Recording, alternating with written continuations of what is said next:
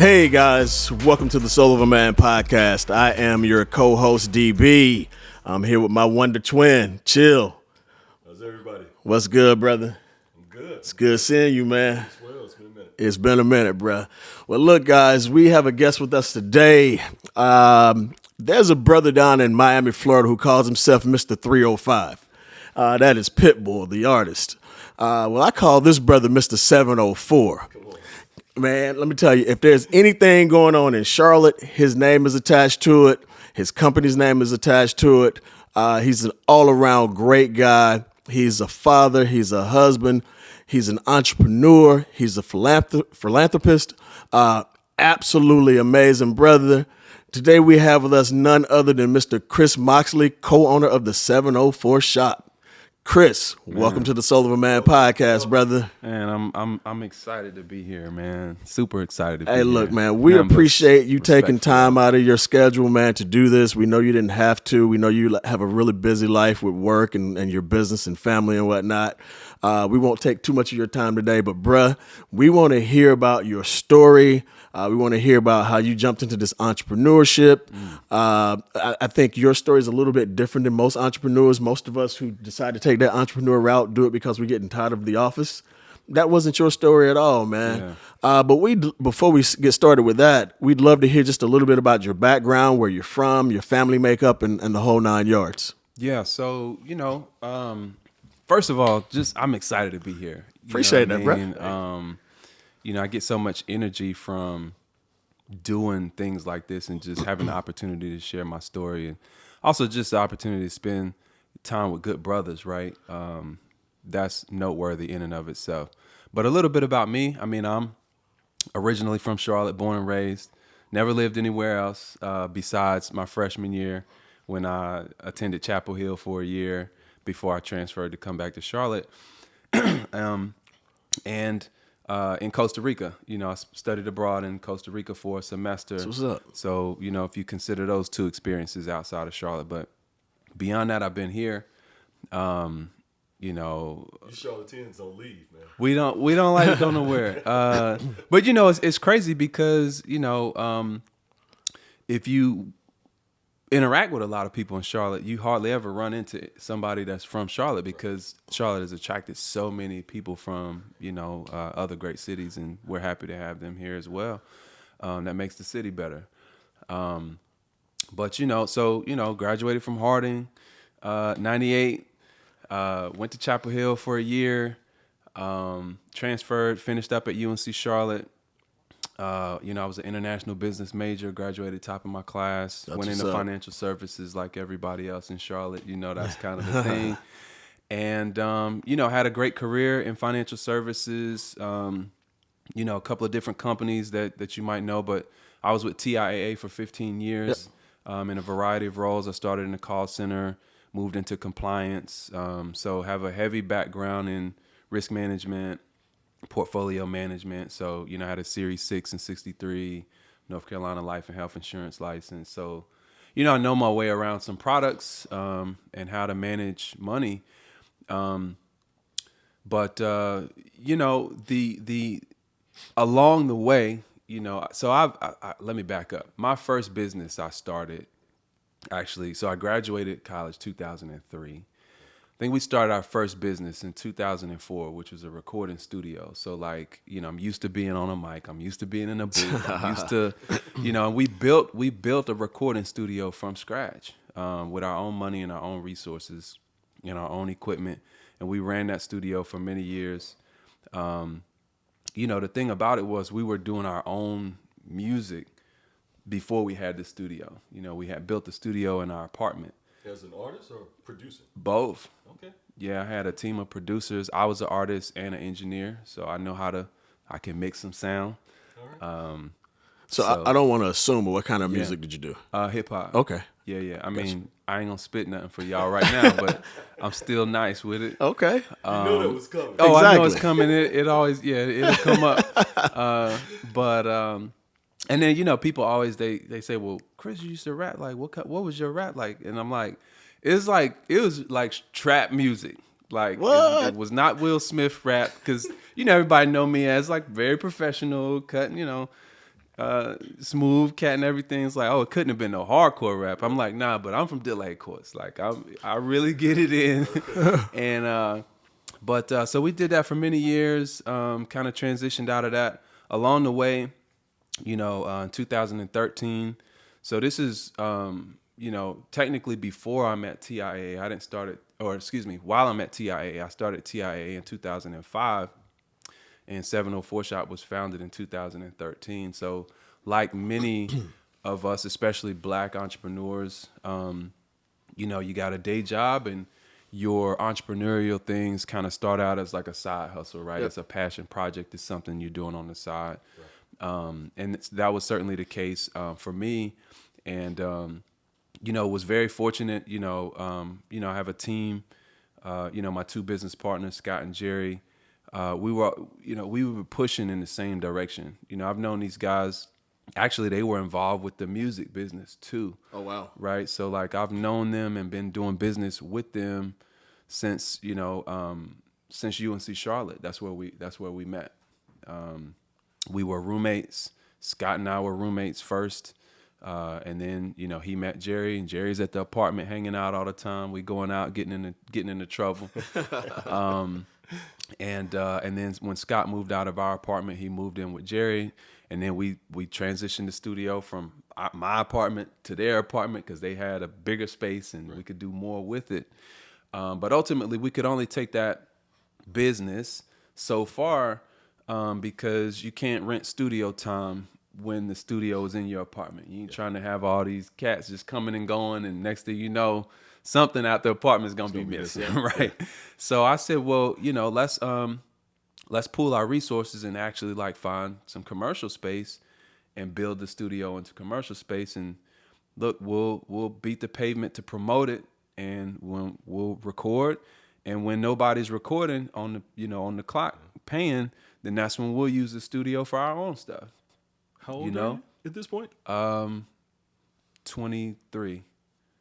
Yeah, so 23, 24 Wow. at this time. But even at 24, when we started the studio, we had been doing music together since probably 21, 2021, in terms of age. And and not to cut you off, but I'm asking about your age at that time, because we're talking about building out commercial property. Oh yeah. At 23. Yeah. And I tell you, man, like I don't do anything halfway. You know what I mean? Like I'm just not built for it. I'm wired a certain way. Where's that come from? I think it comes from, fear of failure, and it comes from, coming out of an environment where poverty is everywhere around you, and you are, that fear of that poverty being your path. And so that's pushed me to excel in a way that my peers, they're not coming from the same place. You know what I mean? So I'm pushing harder than them because I'm scared as hell. So did you grow up in poverty? Yeah. I grew up in a public housing community called Delay Courts. You know, it's actually in the process of being demolished right now. But and they're gonna everything gets gentrified in Charlotte eventually. But yeah, so when you come up in that kind of environment, single parent household, 4 kids, mom doing the best she can without a degree, but trying to provide for us the best she can. And she was my mom was big on education. Try your best. And for me, my best happened to be better than a lot of my peers sometimes. That's what's right. Up. And so when you prove it to yourself that you can do it, and you just want more of that. So, I was, high excelling student in high school that bled its way into college. But I was also like the hip hop kid too. Yeah. You know what I mean? Like, Lupe Fiasco Kanye. Yeah, I was different. Hip hop smart cats. Yeah, when I showed up at UNC Charlotte, after having transferred from Chapel Hill, I wasn't on anybody's radar, right? Because I was a transfer student, but my grades was like, they was like, who is this kid, right? Like, that's crushing all the pre-business, all the business courses. We don't know who he is. Like, nobody's talked to him. I'm walking around with the hat turned backwards and the CD Walkman just coming and going. I got the hip hop. This is when the jerseys was big. Remember the throwback jerseys and Fabulous, put everybody on the jerseys. And so that was my vibe. I was and plus I was wired a little bit differently at that time too, because my freshman year at Chapel Hill, I hadn't done that well. I was the first one in my family to go to school. I had like a 1.9 GPA my first semester, I think it was. I just bit off too much. I was, I had 15 credit hours. I was on the men's track team. I tried out for the men's track team, made the team as a walk-on. So I'm at track practice twice a day, plus workouts and ice bath and physical condition, therapy and all that stuff you got to do to keep your muscles, healthy. I'm trying to hang out with the homies and be on the yard too. We're trying to go to the parties. Right. So it shows up, it shows up in my grades. And, I did better. Actually that semester, because I did so poorly, I lost, I had one of my partial scholarships I lost because, I was on academic probation, lost the scholarship, devastated. Turned it around the second semester, because I was like, damn, like, what am I doing? Right. I'm wilding. Yeah. Like I need to fall back. Also, it was a little bit easier to do it because that second semester, once track season started, we didn't have practice twice a day. Mm-hmm. There's a major, like capacity, giving you capacity back, just being able to study and stay focused. But over the summer, I was like, man, maybe I'm going to just take some classes at UNC Charlotte, do a little bit of a reset. Yeah. My classes will transfer back to Chapel Hill. That was the plan, was to go back to Chapel Hill. Ended up loving UNC Charlotte, excelled academically there. It was a much smaller school then than it is today. Now you got 30,000 students. It wasn't that big when I was there, when I transferred in 99, 2000. And commuter, I just don't know. Yeah. Commuter school? It was largely a commuter school at that time. Okay. And a lot of kids transferred to UNC, it was like a transfer in commuter school. Yeah. Yeah. Certainly you had a lot of kids that stayed on campus. You had, a lot of dorms. Right. But now it's actually the second largest institution in the UNC system, behind NC State. It's bigger than Chapel Hill even currently, as of right now. But yeah, so, ended up UNC Charlotte was a better fit for me, stayed.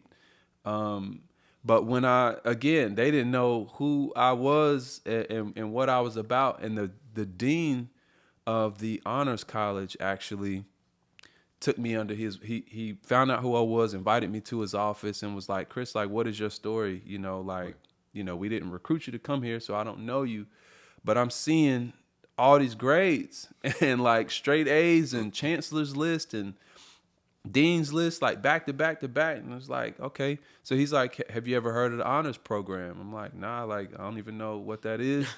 He's like, well, I'd love for you to be in it. It's, it basically is, it's like the IB program. I was in the IB program in high school. So you got AG, AP, and IB, college prep type of courses, every course, even your electives. And I was in none of them. Yeah, and I had been in IB since it came to Charlotte. I had been in IB since middle school, so I was used to that kind of challenge. You know what I mean? And smaller classes, of course. Yeah. So it ended up being right up my alley. Again, graduated with honors in business at the top of my class, UNC Charlotte, and so that's that drive, right? It's just been in me so early. It manifested itself academically because that was my job. I didn't have a job. Right. Like fortunately, my mom was like, you can work during the summer, but you cannot work during the academic school year. You need to be focused on your grades. And when the summer came, I was grinding. I would have I had an internship. This is, every year since I was 15, 16 years old. I would catch the bus to an internship in Uptown Charlotte. So I'm working in these towers alongside these professionals. I would get off at 5 o'clock, catch the bus home, change, and go to a fast food restaurant and work 6 to close. Wow. Every summer. Every day, 5 days a week. So quick question for you. Yeah. Would you consider yourself, and I hate to use this term, but I can't think of a better word, would you consider yourself an overachiever? I considered myself an overachiever. I think now, at my age, at 42, I probably wouldn't describe it that way. I was just doing the best I could. I was trying to outperform my peers. I was trying to have a competitive advantage because I knew that when people looked at me, on paper, it wasn't going to be good enough. Gotcha.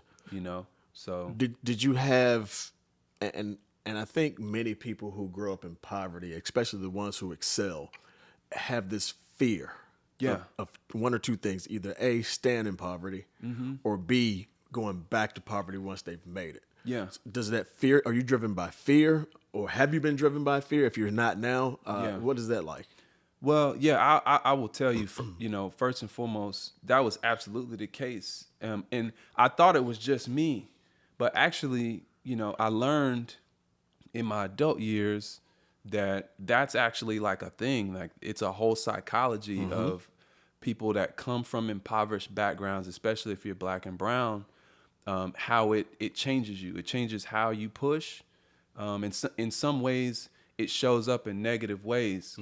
And we don't know it. So this whole concept of, wanting to outwork our peers, we tend to have terrible work-life balance as a result of it. We can't, our fear doesn't enable us to turn anything off. We feel like we always got to be on. We got to always be accountable, right? And so when you show up in corporate America, now you have you have these toxic work behaviors that you've had them since you were 8, 9, 10 years old. And so I have to talk to myself now to just say that, enough, right? The concept of enough. Today, Rome doesn't have to be conquered today. Like, ask anybody that's ever been in my orbit. Like, I will work until I get to a comfortable stopping point. And sometimes that can be overnight. It can be 3 days straight until I get the thing to a point where I can release it. So how do your son, you have a 17-year-old son who I know you're working so hard that he never understands what poverty even remotely looks like. Yeah, except for when I take him over to Delahaye Courts and show him. Okay. Yeah, because that's important. That is important. It's important how can he understand me and love me fully if he doesn't know what my experience in my journey has been? Wow. Not that I want him to experience it, but sometimes, he's gotten a little bit off the rails and he's making decisions where I'm like, bro, like, is this, you gonna end up in a community over here? Because, like, it's not my job to take care of you. Yeah. Right. Eventually, you got to make your own decisions that's going to create your own path. And so when you start to look at what path you're down in life, like you could easily, all it takes is it's the red or blue pill. Yeah. And it can be that fragile. Yeah, so I want to circle back to family. Not right now, because I think what you're saying, and when I look at the number of hours you put in, we've all been there, where we're working our asses off, and sometimes family is neglected. Yeah. When you have a wife and kids, I totally get it. It becomes, it can become tough. I want to circle back to that, but I want to fast forward first. Yeah. So let's get to the point. So we know you crushed school, IP classes, and I was in PG classes. Please God. PG. Please I never God. heard that. Let me get out of here. But seriously. So you crushed college, you crushed high school, you crushed college. You now get into the workforce. You hit various financial institutions. You go to TIAA. You obviously were an quote unquote overachiever there. You achieved great success, I would say. But at some point, you're like, all right, this hustle that I have on the side called the 704 shop. Yeah. I'm ready to move into this new arena full time. Right. When did that take place, and why and how? Oh man, great question. So, when we started 704 shop in 2013, I'm several years in at TIAA at this point. And 704 shop started very, very small. In fact, when the first iteration of it, they tried to do a Kickstarter campaign to like raise money so we didn't have to put our own money into it, Scott and Jerry. And the Kickstarter campaign, because you didn't know what you know about doing crowdfunding right then. So didn't raise the money, missed the goal, but decided that we still believed in this business and still believed in what it could do. Because you could have taken that as a cue to say, well, the community doesn't believe in this, so like this probably isn't going to be viable. Okay to ask what the goal was? I think it was like $1,000 or something like that. Like it wasn't even like a lot, because it was just seed money for the first collection, but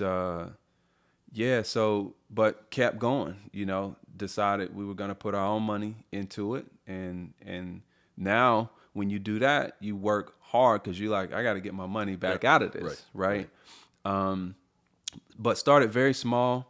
We were online only for 4 years, trying to figure, in the first 2 years, it was really just figuring it out, trying to figure out how to get connected, what events are going on, where we can insert our brand and go do pop-ups or whatever the case. Eventually. You got to back up 1 second, because there's some of us that don't know what 704. So 704. Yeah. So 704 Shop is a Charlotte-based lifestyle brand. 704 is the area code for Charlotte and the surrounding kind of region. But it actually started out as the area code for the entire state of North Carolina. So when the Bell system introduced area codes across the country, 704 was assigned to North Carolina. And 704 Shop is your apparel company. Correct. Yeah. So we're at 704shop.com. We have a store in South End, 1616 Camden Road. That's our flagship. But before we had the store, which we've had since 2017, December of 2017, is when we opened the store. But we were online only, like I said, for 4 years. In 2015, about 2 years into the business, we started doing like just a ton of pop-ups. We got aggressive because, we saw that was working for our business. We would make money at pop-ups. It might be $300-$400. It might be $1,000. It might be $2,000, over the course of a weekend, which was like real money for us to build off of, especially when you don't have a storefront. Yeah. Maybe you might get some sales during the week online, but these are the nascent days. Social media marketing wasn't even a thing. It's like you trying to just post on Facebook or Instagram, like hoping people will come check out your website, but there's no real traction there. And there was no way to measure acquisition cost or any of that. No, it was, it's just like, I mean, and largely you didn't have any money to actually market. Right. All our money went towards products. Right. So you just trying to do grassroots marketing. You couldn't run pay-per-click. You couldn't do any of that. No, not at all. And also, you got to think about too, in those early stages, once Facebook marketing actually kind of came online, I mean, you had to have a degree in that to understand how to do it. Right. Right. It wasn't even user friendly. So, right. So we were just kind of, putting your best hustle foot forward, trying to grow the business. And so, we were giving up a lot of weekends. You're giving up, nights during the week. We got day jobs, man. Like, you at work all day, you get off, you got to go to the office, pack up all your stuff, transport it, set up, run a pop-up for 3 or 4 hours, break down, get all your stuff back. And you're doing this over and over and over and over. But we believed in the business. Again, it was bringing in the revenue. So my outlook was always like, how bad do you want it? That's always where I'm operating from, is how bad do you want it? And people going out and having fun, and I gotta go work a pop-up at a brewery from 10 to 8, you know what I'm saying, in the sun, and like sometimes it's just me, you know what I mean, but I was happy to do it, one, because I always felt like we were building something. You never really know what you're building towards, but in your gut you got something. You see how people are gravitating to the business and responding to your products and responding to how you move. So we did that for a number of years. December 2017, we opened the store, because the thing about it was, like, we were starting to do so many pop-ups to where people were like, where are y'all gonna be this weekend? Gotcha. They would hit us up, and if we didn't have a pop-up, it's like we don't have nowhere to sell, and they need something like right now. Oh, I'm going out of town. I want to get a shirt, want to get a hat, whatever the case, because I want to rep Charlotte when I bounce. And so it was kind of like not having a physical space, like a permanent space, was actually like costing us money from a product, from a revenue standpoint. So, you run the numbers. We did a pop-up at the Epicenter CIAA 2017. And it was not a short-term pop-up, but like a long-term pop-up. It was 45 days. We were set up in a space in a 4 walls storefront. Mm-hmm. We did a big mural in there. We built it out like we were going to be there forever, even though we were only going to be there for 45 days. Right. And that was our first foray into seeing, like, is this something that the business can sustain? Because we don't have the staff to, have be somebody in the store all day long. But was brick and mortar the ultimate goal, though? I mean, I can't even say if it was, right? Like, you just fair. Figuring it out. You're just doing what you can in the moment to progress. Fair. I get it. And so doing the pop-up was progression for us when you didn't have no space. Right. So that was a big elevation for us, having a temporary space for 45 days. Like, you really get to, like, see what this is going to be like if we had our own actual store. It's almost like a beta. Yeah, it's a beta test for sure. Mm-hmm. And so, and there were some headwinds, Yes, it was at the Epicenter. We strategically kind of used that location because we knew we was going to get CIAA crowd early February, but it was into March. So you're going to get the Rich and Bennett's, the St. Patrick's Day crowd is going to come also, plus just whatever walkable foot traffic that the bars and restaurants are going to bring to the Epicenter at the time. And so, it was successful. But and we were worried about, because you gotta pay to park at the Epicenter, and we're like, man, like, are people gonna pay? Like, if you weren't coming to a bar or restaurant, like, you just coming to 704 shop, right? You gotta pay $7 or whatever it is, like, to pay to park, and then go in the store to spend whatever else. Right. Like, that's a deterrent. Yeah. And retailers, we think through this kind of stuff. Yeah. Like, you you know. And so, but you know what? It was wildly successful. Like, people didn't mind. They paid the parking. They came, shopped with us, and it was great. And so then we were like, man, like, okay, we got to get a store. Like, we got to get a store like yesterday. Now that we see that we can work this out, and the numbers were there to make it work. You know, if we could find the right price point on a lease and all this kind of stuff, you got to make it work. And then we ended up doing a full build out, you know, in our store in South End. It was raw. It was gravel on the floor, unfinished walls. We had to put up our own money because that's kind of how it works. Mm-hmm. You'll get some of that money back from your builder once it's done. But if you don't have the cash to put up to do something like that, that's why most people, you're looking for a turnkey space, right? Where everything's pretty much finished. All you got to do is move in. Yeah. That wasn't the case for us.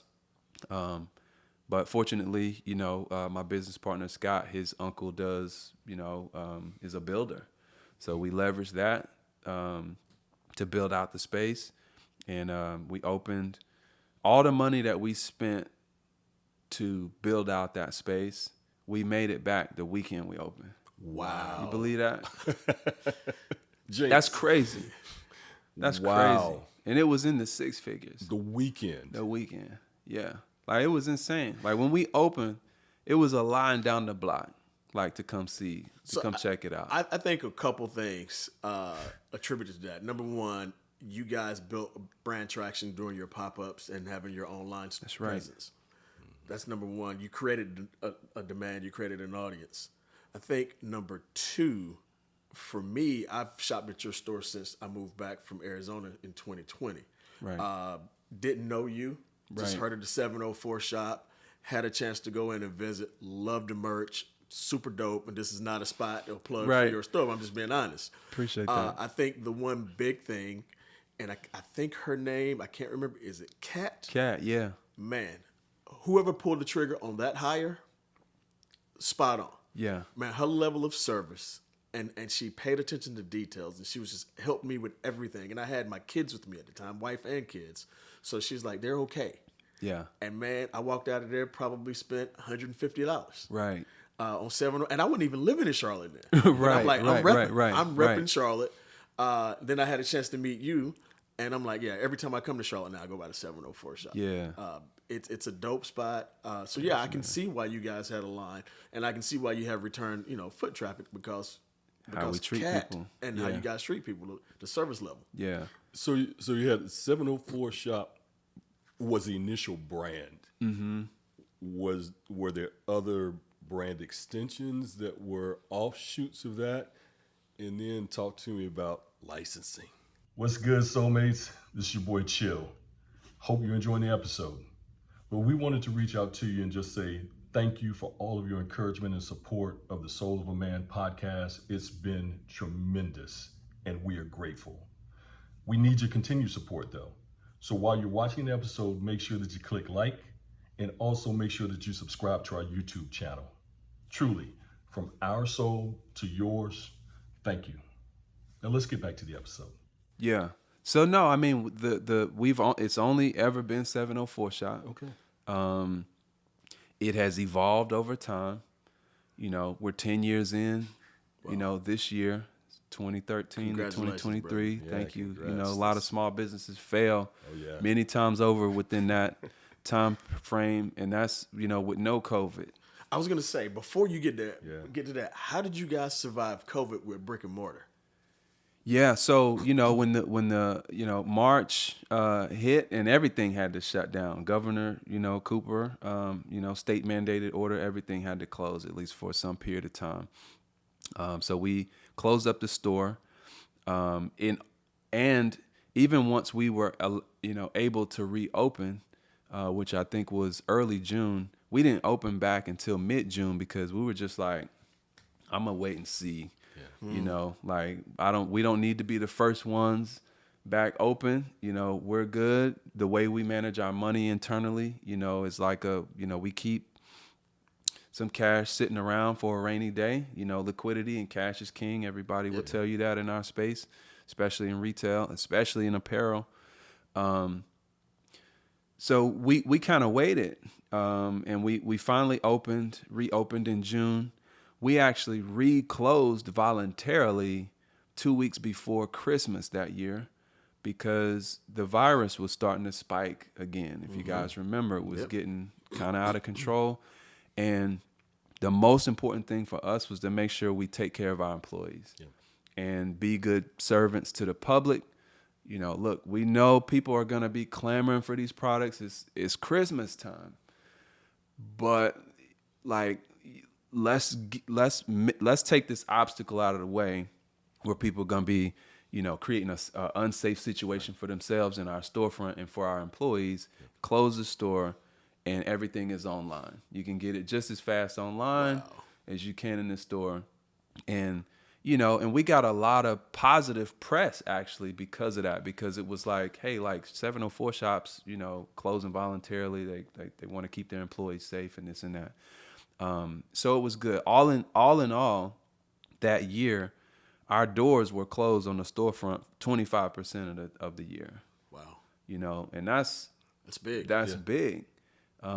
But we made the most money that we had ever made up until that point in 2020.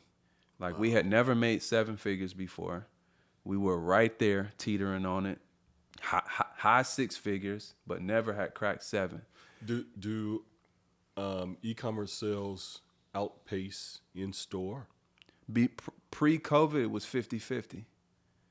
Wow. When COVID hit, of course, that year it was like 70-30, you know, online. And has it leveled back out to about this? It's leveling back out. It hasn't completely leveled back out yet. With e-commerce still being e-commerce is still higher. More. Yeah, so we're 60-40 in terms of our revenue split online versus the store.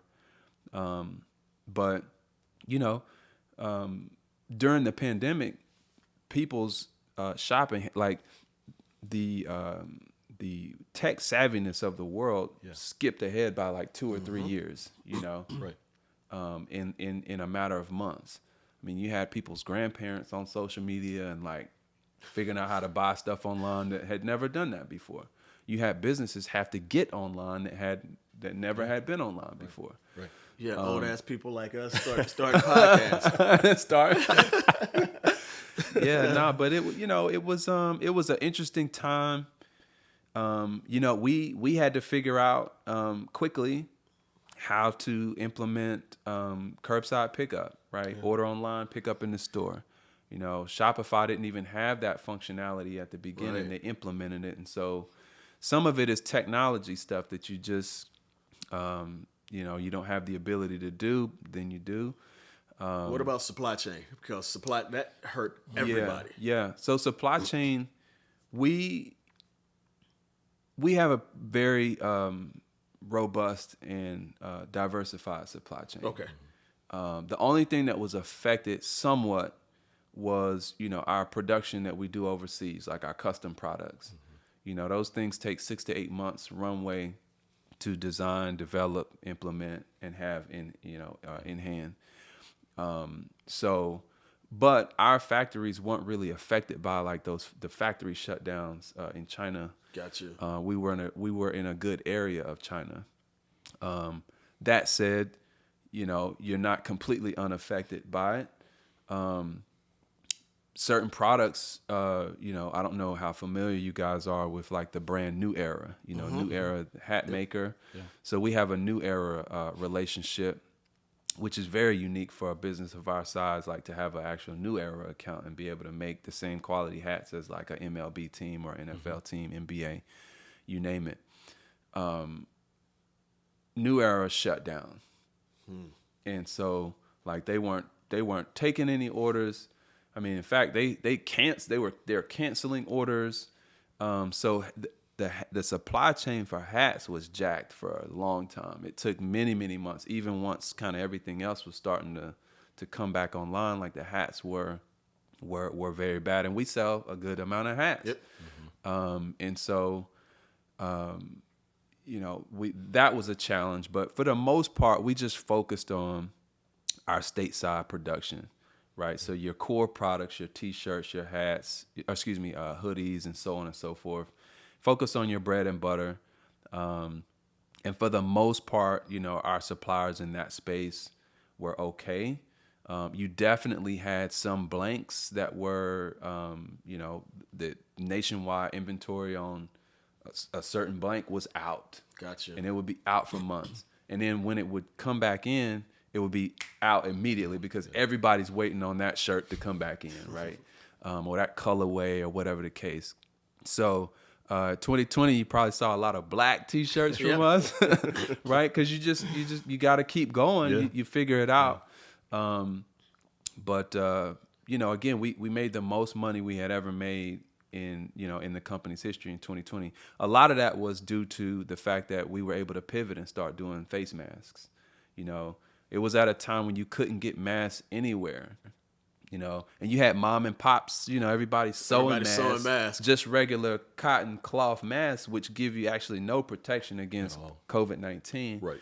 And here we are, we roll out these, 3-layer masks that's like, waterproof polyester on the front. You got a PM filter, a 2.5 filter on the inside, and a cotton layer on the back, so it's comfortable against your face.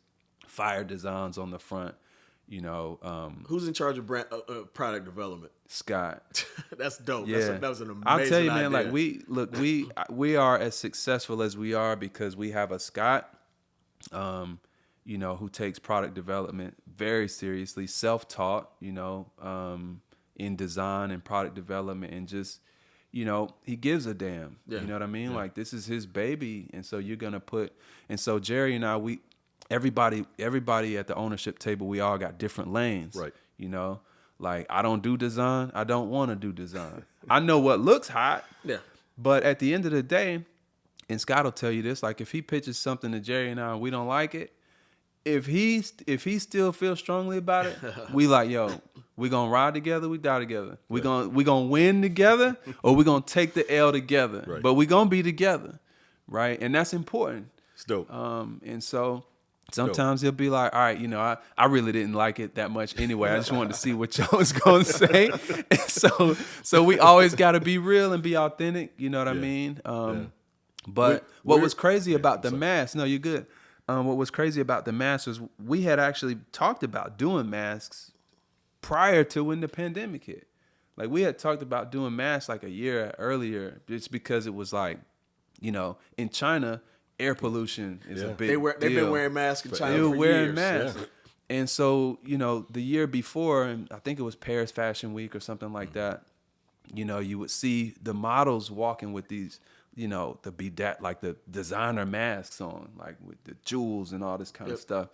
And it's like, okay, like, that's interesting. Like, because what happens is a lot of times, like, the stuff from Fashion Week in Europe eventually bleeds over. This is where the trends and stuff comes from.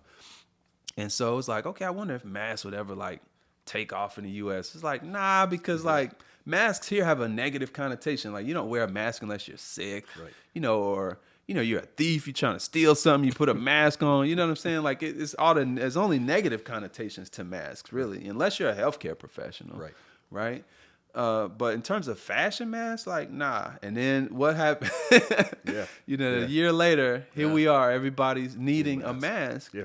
And so we just gave people a high quality mask that, allowed them to express themselves, right? So, we screen print on it.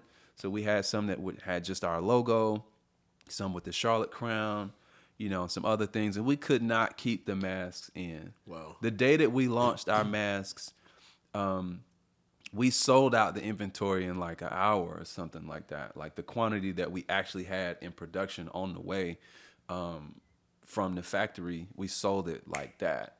I mean, I think we made like $23,000 in like blink, and it was like, wow. So there was a period of time where it was maybe like 15 to 20 minutes where people are on the site trying to order the mask, and it was like sold out. And one of my frat brothers texted me, he's like, man, I didn't get the mask. Like, oh, I didn't. And so I told Scott, Scott and I, we decided, and Jerry, we said, just turn it back on. Like, just let it run. Yeah. Wow. And we'll take as many orders as we can get, and then we'll put another order in with the factory, and we'll just tell people, hey, it's going to be a while before we get the next set. But the mask was crazy. Back order. Yeah, it was on back order. Back order.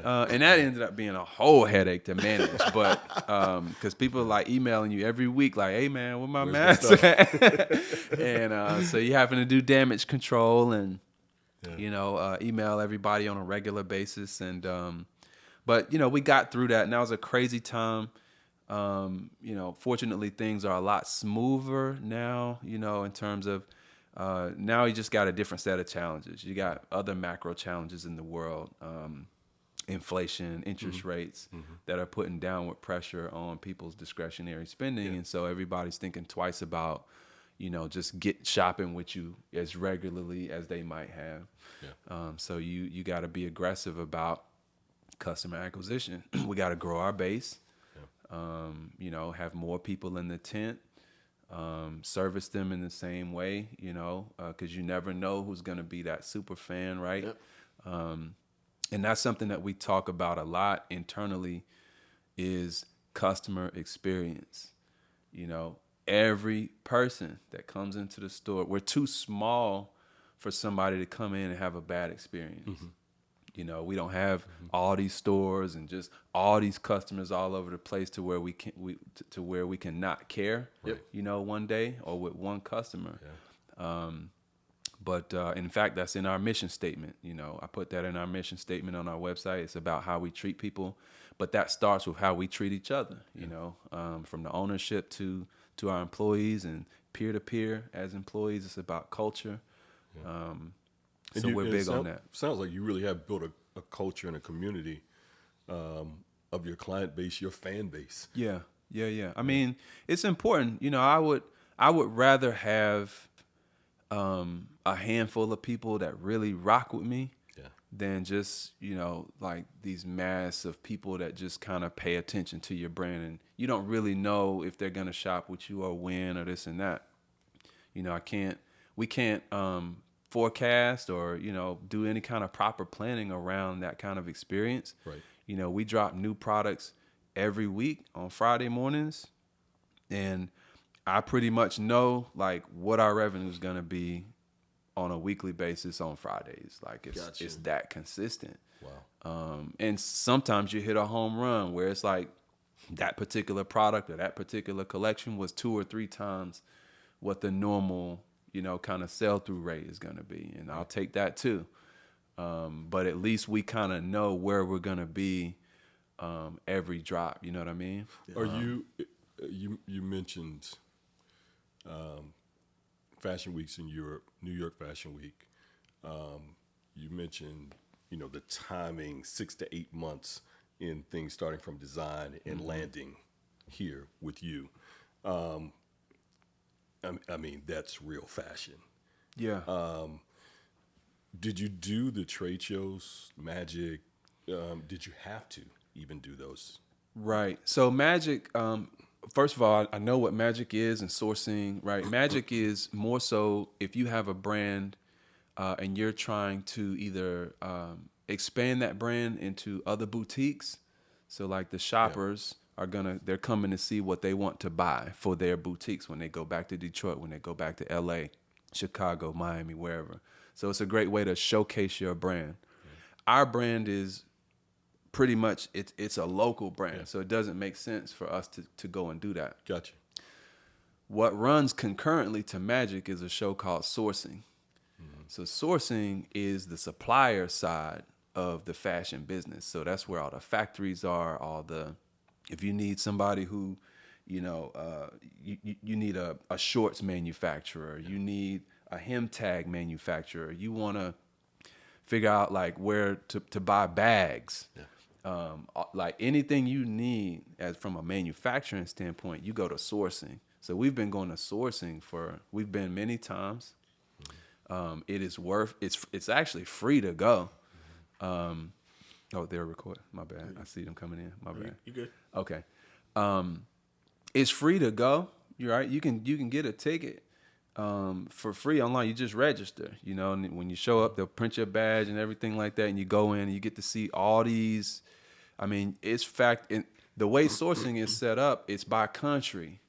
So you'll have like the Pakistan factories, you got the India, you got Bangladesh, China, right? And you'll get even product ideas from, because they got like, if it's a factory and they'll have a little setup where it's like, okay, we make down jackets, like the Bubble Goose. Remember when the Bubble Goose was hot? Yeah. And so you might be like, oh man, like, I wasn't thinking about developing that product, but like this quality feels pretty good. And like, you can talk to them about what are the minimums, a lot of times the minimums are higher than where your brand is size wise, especially with the overseas factories. They got 1,000, MOQ, what they call MOQ, minimum order quantity. Yeah. We're not making 1,000 of anything. We're not that big, nor do we, that's not really our operating model either, right? So we do limited edition, it's going to be only a few pieces, and once it's gone, it's gone. So we have to try to find factories that are going to work with us on that and look at, okay, well, how much money are you spending with us over the course of the year? It might not be one product that's 1,000, but if I got 10 products, and I do 100 of each of those, and it's consistent work for you guys, like, okay, does that matter? Yeah. Are you, as we grow, you can grow with us, right? Right. But I think that's a really, sorry to interrupt you, but I think that's a really dope concept. Yeah. You create, you create the minimums, so to speak. You don't put out these huge quantities. Mm-hmm. So there are not a ton of what I consider 704 clones walking around the city of Charlotte. Right. We ain't trying to saturate with everybody. I got mine. Yeah. Sorry that you didn't get yours. Right. Next Friday there's a new drop coming out. You can get whatever's dropping next Friday. I think it would be, that's sort of a really dope concept that not everything exclusives. Yeah. Exactly, we're selling exclusivity. Yeah. It's the hypewear streetwear model. Right. And the bigger streetwear brand, we can't take credit for that, right? Yeah. But we just pay attention to how the bigger streetwear brands, how you sell hype. Yeah. Supreme, is a business that kind of, I don't know if they pioneered it, but they certainly excelled at it. They definitely did. And so, if you got, 50 of a thing or 100 of a thing, and it's like, fear of missing out. And, and when we would do our pop-ups, I'll tell you one thing that really worked for us in terms of growing our business was when we would do our pop-ups. First of all, we wouldn't have, like I said, we wouldn't have hundreds of a product or a hat, shirt, and anything. It didn't matter what it was. It was only a few of them. When the product first dropped, because remember we didn't have a store, right? We were online only. When we would launch the product, we would only have it available at the pop-up. So you had to come to the pop-up to get it. And we would promote the fact that we got this new drop, but it is not online. You got to come to the pop-up to get it. Wow. And we became known on the pop-up circuit for driving traffic. So we would get invited to every pop-up all the time because people knew 704 Shop was going to bring its own traffic. We would have a line. If the pop-up started at 11, let's just say, I would have a line. We still setting up the tent. It would be a line. Like sometimes the people try to come early. Like, hey man, can I just go ahead and buy my shirt? Like, what I'm saying? I got another event. I'm like, man, I got to get set up. My register ain't even set up yet. Like, I can't sell it to you. So that was good. But we would make people come mess with me in person. Come meet me, right? Yeah. You get good at telling your story when you got to interact with people over and over and over again, right? It's like perfecting your pitch. Right. I got to know all my products. I got to know how to talk about the products. I got to be good with people. I got to know my brand story. I got to know how to weave all this together in 20 seconds and serve them and check them out. Right. And we wouldn't put the products online until after the pop-up. Gotcha. So your size might have sold out at the pop-up. And it's like, oh, man. So after an experience of that 2 or 3 times, it's like, man, I'm making sure I'm good. That's why people will be emailing. Hey, where y'all going to be this weekend? Yeah, FOMO is a real thing, man. Yeah. And so we still kind of operate with that same model in mind. we're just a little bit bigger. So, you know, things don't sell out. It's because we're making more, you know, when we put our orders in. So let's really quick get back to your question because we got to touch on this licensing thing. Oh, licensing. I forgot about this is that. crazy. Yeah. Your license. So let's talk about PGA first. Yeah. So PGA, so, you know, the PGA, so the President's Cup, you know, it's a huge golf tournament. It's an international tournament. It's only in the United States every 4 years. The President's Cup tournament happens every 2 years. So it'll be in the U.S. 1 year, 2 years from there, it goes overseas. Right? Like Asia. And then it kind of 2 years and it comes back, right? And it always moves around, right? So it's never in the same place, twice.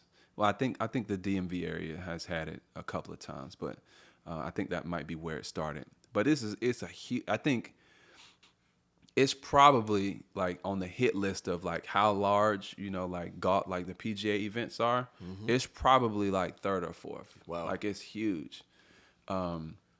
And so Charlotte, you know, the President's Cup was actually supposed to be, so it was in Charlotte last year, so 2022. It was supposed to be 2021, but COVID, right? So it got punted for a year. But while all of this was being planned, you know, the folks at the PGA, it was important to them to try to figure out how they wanted to partner with local. You know, like what does local look like through the President's Cup when it comes to Charlotte? And so, you know, our name kind of comes up, you know, in those conversations around apparel and partnering with an apparel company and what does that look like? And we ended up being the only apparel company that they partnered with. Wow. All the other local businesses were food and beverage, you know, restaurants and stuff like that. And so, you know, as we were talking about earlier, it was the largest fan shop in President's Cup history. Thousands of square feet of retail. We were the only local company in there. And I mean, you got Nike in there, you got Tiger Woods Golf, you got FootJoy, you got Adidas, you got Lululemon, like all these big brands around us. And then here we are, like right smack dab in the middle of the fan shop. But you know, the licensing is something that you know, we don't get PGA unless we had already done. You know, we were already familiar with licensing. Right, we had already been given an opportunity to do licensing with the city of Charlotte. You know, we've had a licensing agreement with the city of Charlotte. We have an exclusive licensing agreement with the city of Charlotte, I should say, to use the Charlotte crown. We've had the mayor model for us, and like, you know, congressmen and like people that are from Charlotte, you know, wear our masks and products on like the House floor in Washington, you know, and then that shows up on CNN and like, you know, like it's crazy. So that was, I think, our first foray into licensing was with the city. Then during COVID, during the pandemic, we executed a licensing deal with UNC Charlotte, my alma mater, to help them, you know, roll out their new branding. So that's these are two of our ongoing licensing agreements that we have in place still to this day. Then we did a licensing agreement with Cheerwine, you know, the soft drink Drink of brand. North Carolina. Yeah. So if you from 704, like you from this area, the southeastern United States, you know Cheerwine. Yep. Yeah. And so we did a partnership with Cheerwine. That was a licensing agreement. So then when PGA comes along, right, and it's like, okay, so like, do you guys have any experience with licensing? It's like, yes, we do. It's, you know, because they got to vet their business partners heavily. Right. And so they vetted us. We had to do several meetings for them to understand, you know, who our manufacturers are, like, you know, quality and process and all of these things that they got to make sure that they understand before, you know, they got to determine if it's a good fit. Right. We passed the test. And also, I think what they didn't understand, or, you know, I don't want to say they didn't understand, but maybe they undershot the demand. Like, with 704 Shop comes a lot of attention and a lot of, people want these products, and they should have ordered more from us, right? Like the buy should have been higher, because the reality was that, this tournament runs through the weekend. It starts on like a Monday or Tuesday or something like that, and then it runs through Sunday. Like, we were sold out by like Thursday afternoon, Friday. Like, it was gone. This is at Quail Hollow? This was at Quail Hollow Club, yeah. And, right there on like the, hole one. Yep. And so it was great, and that has led to other licensing opportunities that we've been able to do. That was a huge opportunity, because it was an international audience. We decided we need to be firing on all cylinders with this. And the buy wasn't as big as we wanted it to be, but like, you still got to seize the moment. Right. Let's make sure we get everything out of this from a marketing standpoint that we need to do. And that was where, when we were talking about the video that we shot for it, I pitched the idea to the PGA. I said, listen, we have an in-house media team. They're very good, very, very good. I'll put them up against anybody. And you guys can look at their work. And in fact, we sent them some of the work that we had done prior. And I said, I got this idea. All I need is y'all's permission to come out and shoot it at Quail Hollow. Right. Like, we want to shoot it on the Green Mile, which is one of the most like well-known holes in all of golf. Like, Tiger's play, like everybody's played it. And so we had a meeting, storyboarded it, like pitched them the whole concept. And I said, and y'all don't have to, like, you don't got to pay us nothing. Like, we just need your green light for it. And they said, and we don't have to pay, we don't have to do nothing but just show up. And I said, yes. And we'll give y'all this asset. We're going to use it. If you don't like it, you don't have to put it on the PGA or the President's Cup, social media or anything. And we came out, we executed it. They loved it. So now this video is on our Instagram and their Instagram. And like PGA, yeah. And so it's huge. I mean, it looked like a Nike commercial, right? And it's like they get this asset that they didn't have to pay for. Right. I mean, it would easily cost you 10, 15 grand, easy on the low end to shoot this thing. Right. And it just it was awesome, And like I said, we ended up getting a Telly Award for this. We submitted it for the Telly Awards. Wow. And it was for online. The category was, I think, online branding or something like that. We in the bronze category, we tied with like Ducati and the Golden State Warriors. Wow. Like on this major brands with major budgets and full scale teams and all of this. And we're out there, shooting with our drone and like everything, right, handhelds and whatnot. But again, it's not about what you have, it's how you use what you got, But that was a huge opportunity for us. That got picked up and covered in the Charlotte Business Journal, and with my mug, there in the, so everybody always, they still talk about that. I run into people to this day. That was last year. This year's about to be over. They're still like, man, I remember seeing, you saw y'all the coverage for the President's Cup. And I'm like, man, like, that's what, I'm not a big golfer, but I knew that was a big opportunity from a branding standpoint. And so I'm happy that we executed at a high level for that. Well, that's why I call you Mr. 704, man. I appreciate that, man. I'll take it. Let me ask you, and this is going to kind of go back to how the conversation even started. Yeah. Your background and where you came from. Statistically, you aren't supposed to be where you are. Statistics say and show that there will be a large number of people that grew up in poverty that never get out of it. you have done so. Educated yourself, push yourself. Your mother put you on this educational track and the whole nine. There's a lot of people out there who are very interested in entrepreneurship. And we could talk to you for Days. literally. I'm sitting here in awe. I won't Man, lie to you. I appreciate that, man. I'm geeking out. I'm fanning out. But there are a lot of folks out there who have an interest in entrepreneurship.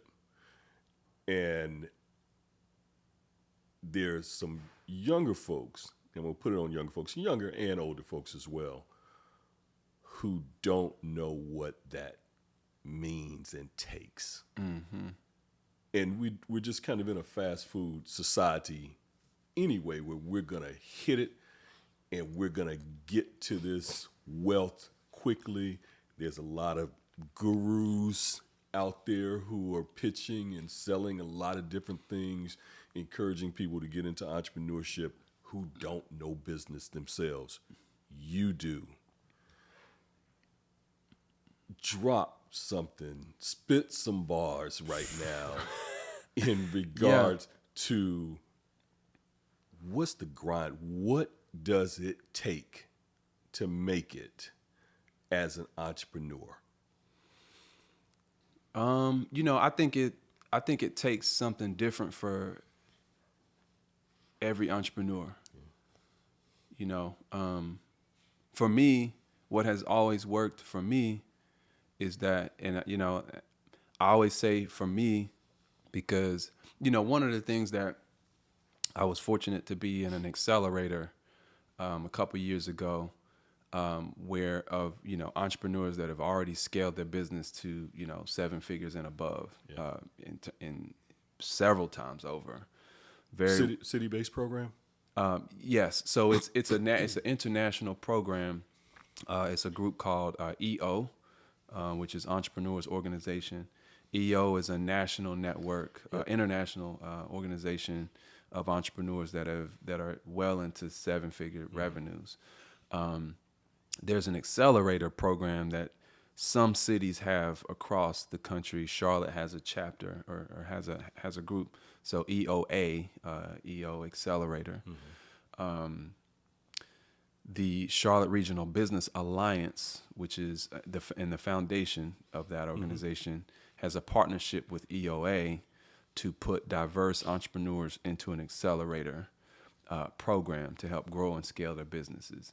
You have to be at least $250,000 in revenue to qualify, but not over $1 million in revenue.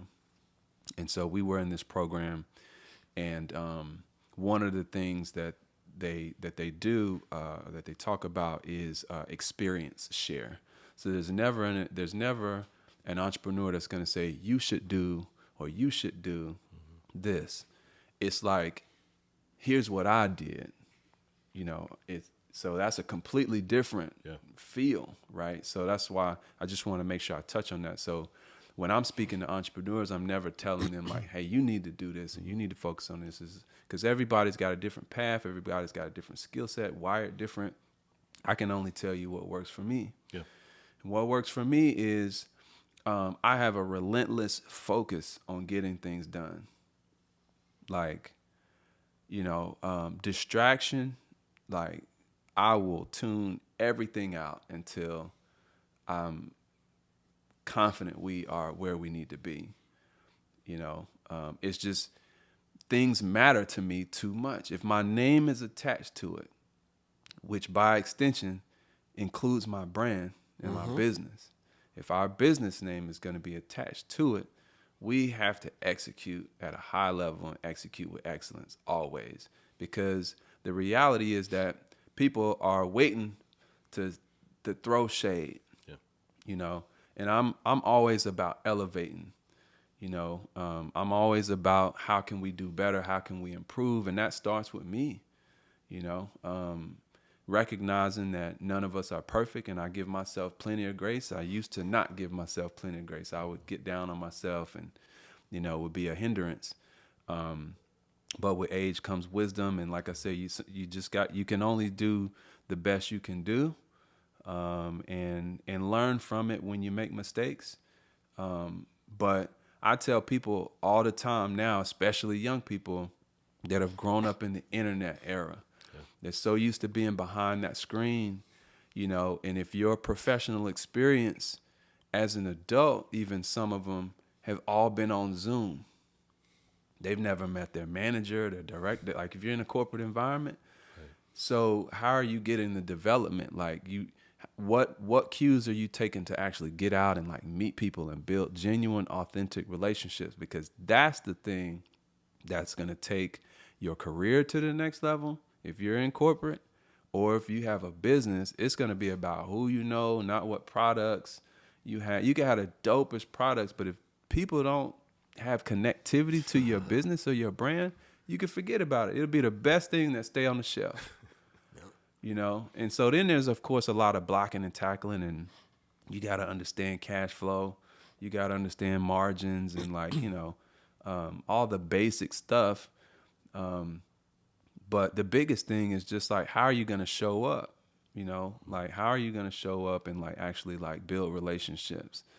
People, PGA, we'll go back to PGA. Like that doesn't happen without relationships. It would have been, if they start asking people at the city, like, oh, who do you know? And it's somebody else. They were like, oh, y'all don't know about 704 Shop? Like, you should reach out to them. In fact, the city reached out first. Like, the folks at the city office reached out. It was like, hey, I think, PGA is going to be here in a couple of years, like next year, 2 years, whatever. Yeah. Want to make sure that's on y'all's radar. Like, we'll get you connected with an email. Like, it wasn't something we pursued. It was something that came to us. That happens to us so much. Because we're connected though. Right. And look, you don't just get connected by like happenstance. Right. It's not luck.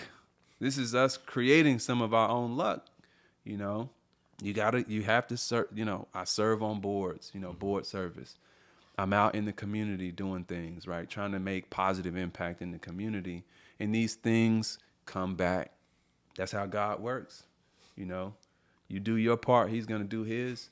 And that's just how I look at it. So I don't know what opportunities are going to come my way 2024, 2025. People are always like, oh, what's next? What's next?